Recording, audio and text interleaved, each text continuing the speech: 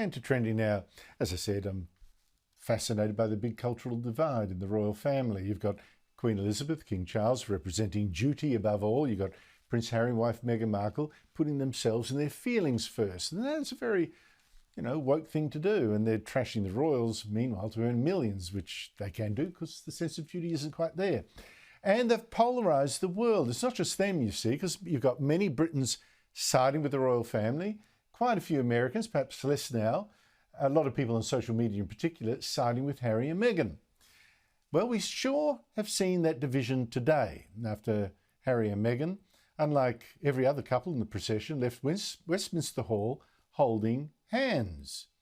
Again, as they did during the Queen's Jubilee, like they did early this week when they inspected flowers laid for the Queen outside Buckingham Palace. In fact, like they do at almost every public occasion, it's the hand-holding. It's like a trademark. Joining me is Daisy Cousens, Sky News contributor and a YouTube star with her own video channel. Daisy Cousens, it's always great to talk to you. This hand-holding has really divided social media. For some, yes, it's true love. For others, well, how needy is this? And for others, like me, it's marketing to sell what they want to, I think, parade as a great love story.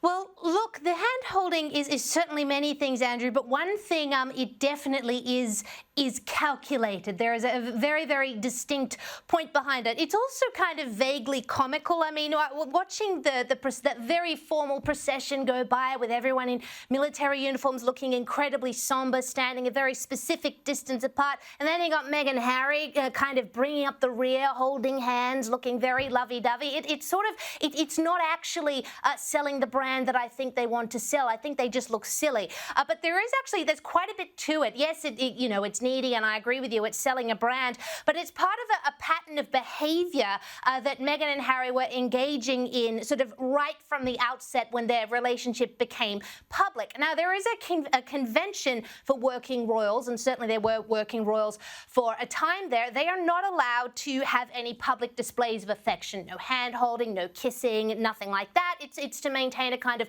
formality and make them accessible to the public as they are public servants. Now, at just about every public event they were at while they were working royals before Megxit, Meghan and Harry were always holding hands and touching arms and being lovey-dovey, which was a direct and very deliberate contravention to the rules that they are supposed to follow, the rules and decorum. And it wasn't the only rule that Meghan insisted on breaking. One of the Queen's own rules was that the royals are supposed to wear bright colours in public so that they can be seen while they're out on engagements. They're not allowed to wear black to daytime events, except for, say, Anzac Day services. So you have event after event after event, Andrew, of Meghan Markle wearing black, like a black moth was a black fascinator, while all the other royals are wearing bright colours around her. She didn't even sort of look beautiful in black. It was just a totally pointed, I'm going to stick it to these royal traditions because I'm different and I want to be the centre of attention. This hand-holding at this terribly sad